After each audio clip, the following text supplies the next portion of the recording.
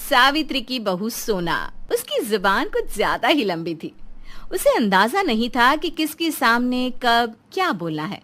उसके मन में जब जो आता वो बस बिना सोचे समझे बोल दिया करती थी। इसलिए सावित्री उसे चुप रहने की सलाह दे रही थी, क्योंकि उसे डर था कि कहीं आज लड़के वालों के सामने भी वो कुछ उल्टा सीधा ना बोल दे। देख बहू, आज तेरी ननद चिंकी को लड़के वाले देखने आ रहे हैं, इसलिए तेरी ये जो सांप जैसी लंबी जुबान है ना, उसे मुंह में ही रखना, वरना पता चला कि सारा काम गुल गोबर कर दिया तूने। अरे माँ जी, मैं कहाँ कुछ बोलती हूँ। आप देखिएगा, लड़के वालों के सामने मैं चिंकी और आपकी कितनी तारीफ करती हूँ। अरे तू कुछ ना कर तो ही बेहतर है बहू। जा चल, अब लड़के वालों के लिए नाश्ता और मिठाई की तैयारी कर दे। अच्छे से सब कुछ बनाना, समझी? ठीक है माँ जी, फिक्र मत कीजिए। सावित्री ने अपनी बहू सोना को समझा दिया था और वो लड़के वालों के लिए सारी तैयारियों में लग भी गई थी। शाम के करीबन 7 बजे लड़के वाले सावित्री के घर आते हैं। आइए आइए, बैठिए बैठिए, आपका स्वागत है हमारे घर में। सब लोग बैठ जाते हैं। सावित्री और उसका बेटा नीरज भी बैठते हैं। अरे सोना बहू, जरा चिंकी को लेके आना यहाँ बाहर। हाँ माँ जी, अभी लाई। चिंकी हाथ में चाय नाश्ता लेकर आती है। सबको चाय नाश्ता दे दे बेटा। लीजिए लीजिए, घर के कामों में बहुत होशियार है हमारी चिंकी। ये सब नाश्ता मिठाइयाँ भी इसी ने बनाई है। इसकी भाभी ने तो बस उसकी थोड़ी सी मदद कर दी है। हाँ हाँ, मैंने समोसे, हलवा और कचौड़ी तो बना भी ली थी जब ये सुबह 11 बजे उठ के आई ना तब।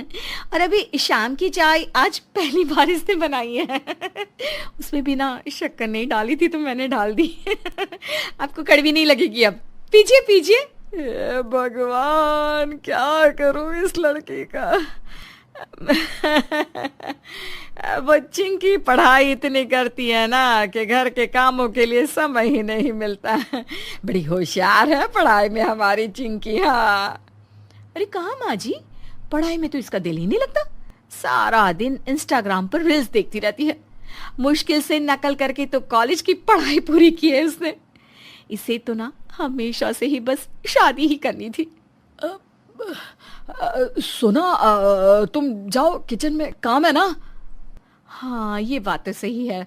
वैसे भी ना घर का काम तो मैं ही करती हूँ। माँ जी और चिंकी तो बस हुक्म ही चलाती है। जाती हूँ मैं। अरे कहाँ से ले आया है तू इसे नीरज, सबके सामने हमारी बेइज्जती करा दी। लड़के वालों के सामने सोना की बातों से चिंकी का इंप्रेशन कम हो गया और लड़के वालों ने रिश्ते से मना कर दिया, जिससे सावित्री और चिंकी सोना पर बहुत ज्यादा गुस्सा थी। भाभी, आप चुप नहीं रह सकती थी, क्या जरूरत थी इतना सब बोलने की। अरे मैंने तो कुछ कहा भी नहीं है। मैंने कहा कि तुम 12 बजे से पहले उठती नहीं। मैंने उन्हें ये भी नहीं बताया कि तुम्हें गर्म पानी करने के लिए भी एक और इंसान की मदद की जरूरत पड़ती है। अरे मैंने तो उन्हें ये भी नहीं कहा कि तुम इतनी आलसी हो कि कभी कभी नहाती भी नहीं हो। बोलिए ना माँ जी, मैंने ऐसा कुछ भी कहा क्या? नहीं कहा ना? माँ, तुम ही झेलो अपनी बहू को। कर दिया ना नाराज उसे। देख, अरे क्यों करती है तू ये सब? अरे कोई नहीं माँ जी, अभी कमरे में जाकर पिज्जा मंगवाएगी और सहेलियों से फोन पे बात करेगी ना तो ठीक हो जाएगी। भगवान, क्या करूं मैं तेरा।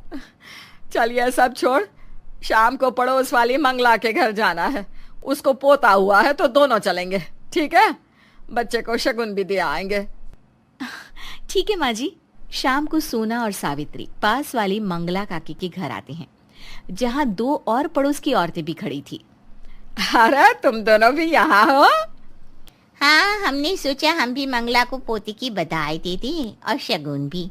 अच्छा चलो, अच्छा है, सब साथ में ही आ गए। ला मंगला, जरा मुन्ने को हाथ में दे, देखो तो सही इसका प्यारा सा मुखड़ा। क्या माँ जी, आप ही ना? अभी तो आप कह रही थी कि मुन्ने का चेहरा भी बिल्कुल मंगला काकी की तरह अमावस्या का चांद है। अरे क्या मजाक कर रही है बहू? मैंने कब कहा? बिल्कुल पगली है ये भी, सच में। सावित्री की दोनों पड़ोसन आपस में हंसने लगती है। मंगला, ये ले मुन्ने का शगुन। कितना दिया है शगुन में? सावित्री, मैंने और कमला ने तो 500 का शगुन दिया है। हाँ, तो मैंने भी अच्छा खासा ही शगुन डाला है। हाँ हाँ, माँ जी ने तो काफी अच्छा शगुन डाला है, सच में। कह रही थी मंगला ने मेरे बेटी की शादी में 100 रुपये ही दिए थे, तो उसे भी तो पता चले कि हम खानदानी रईस हैं। सावित्री की दोनों पड़ोसन कमला और गोदावरी हंसने लगती है और मंगला उसे गुस्से से देख रही थी। सत्यानाश हो तेरा बहू। वो वहां से बाहर आ जाती है, बहू का हाथ पकड़कर। हाय रे मेरी फूटी किस्मत, जो नीरज ने तुझसे शादी कर ली। जब देखो सबके सामने मेरी नाक कटा देती है। चुप नहीं रह सकती क्या तू? माँ जी, मैं तो कुछ कहती भी नहीं हूँ, आप भी ना खामखा।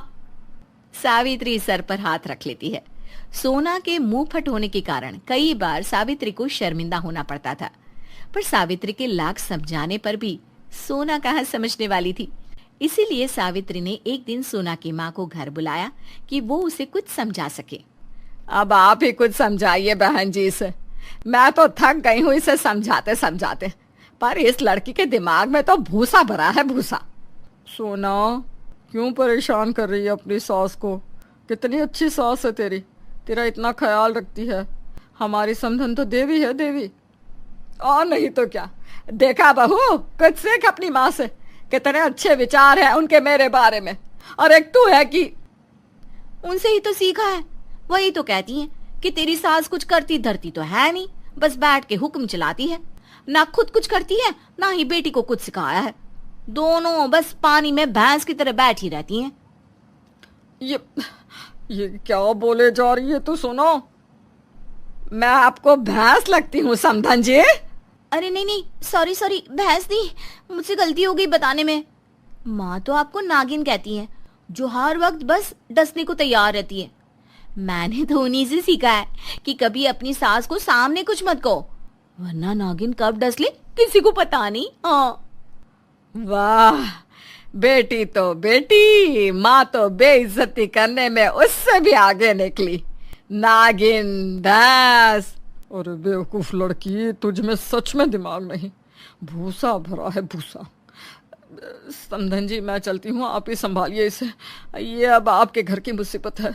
हे भगवान, मेरे ही गले पड़नी थी ये मुसीबत। अरे मेरी फूटी किस्मत। सावित्री सर पकड़कर रोती है और माँ जी, ये भी आपके मगरमच्छ के आंसू है ना? सोनू।